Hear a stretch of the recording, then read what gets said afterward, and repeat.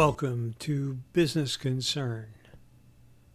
The topic, thinking about who will buy my business.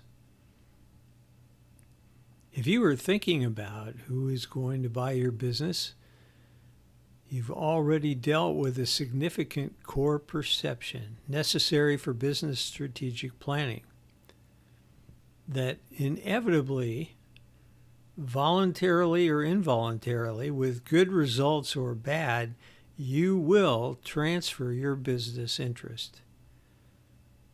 The reality check for the owner-manager of a business is the perception of and planning for the inevitable transfer of the business interest. Coming to this realization is the basis for the prior diligence strategy. So the owner and the business will separate. The principal unknown factor is when and what happens to business value. If you are the owner of a business interest in a profitable small to medium-sized business, your primary concern should be to realize the maximum value from that interest. Now, to be precise, realize maximum value means receiving the most net cash for that interest, thereby converting the value in the business interest from a high-risk business ownership to a personal asset held at a relatively low investment risk.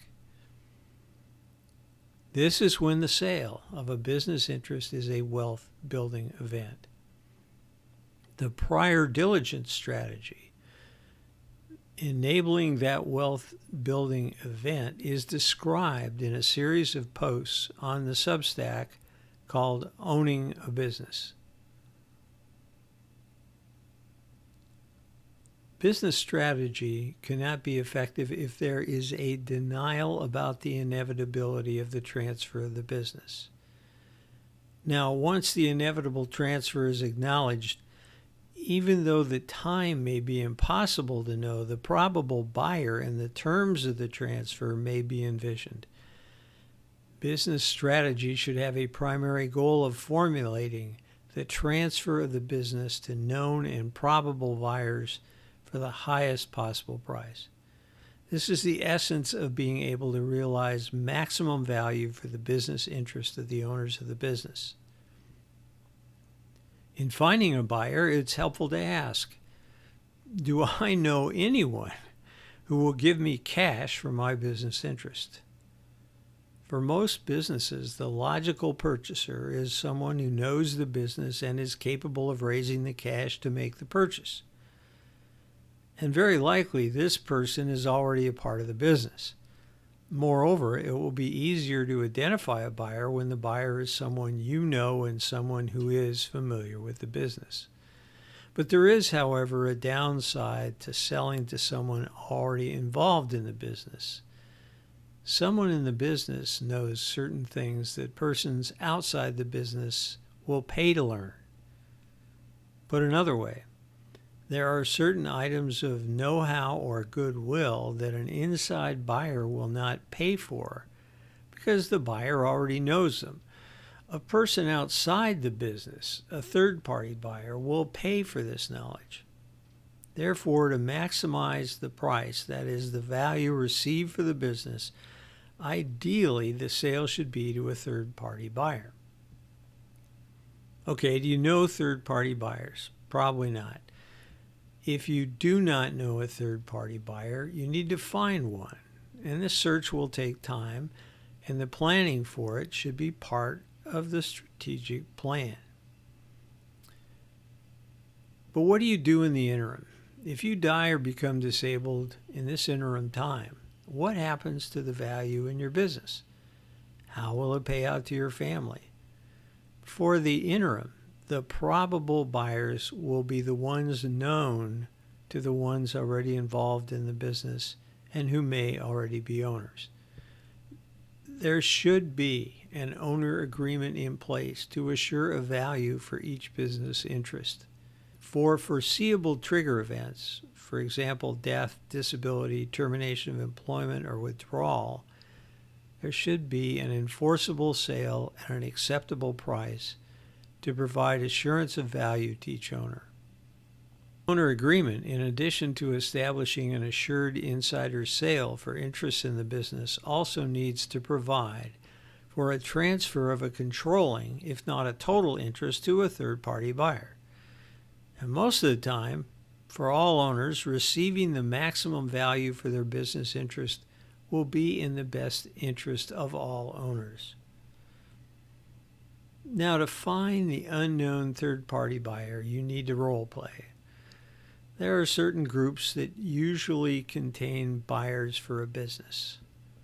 Competitors, similar businesses in other markets seeking growth, and investors. Place yourself in their position.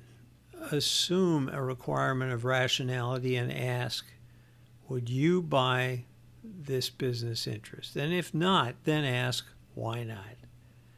If the purchase of the business interest does not make sense, the first task is to meet the rationality test. The purchase of the business interest you have for sale must make sense for the third-party buyer. In making this determination, you will be directed toward people who would have an interest, and you need to interact with these potential purchasers to see if your role-playing was accurate. Again, ask, why not, if there is no interest.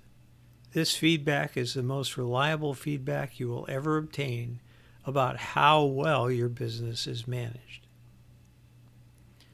As the owner of a small to medium-sized business, there is no better way to plan and manage your business than with a contemplated buyer looking over your shoulder. Accounting must be current. Human resource records must be up to date and in compliance. All regulatory requirements must be met. Taxes paid up to date. The same diligence checklist a sophisticated buyer would use should be used to check the status of the business.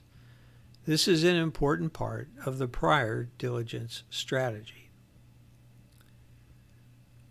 When you approach planning and management with the perspective of a potential buyer, you will see the things to do that make the sale more attractive. Rather than denying the inevitable separation of the owner from the business will happen, plan for the sale and provide for a transfer for maximum value to a third-party buyer. And who might this buyer be?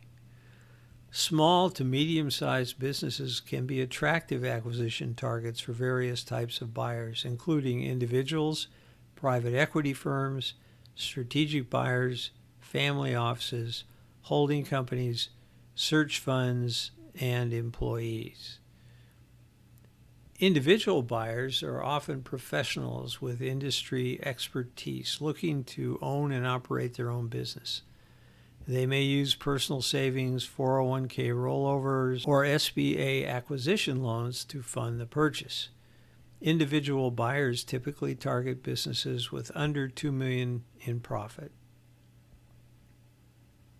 Individual buyers outside the business will likely be involved in the industry of the business and may even be known to the owners of the business.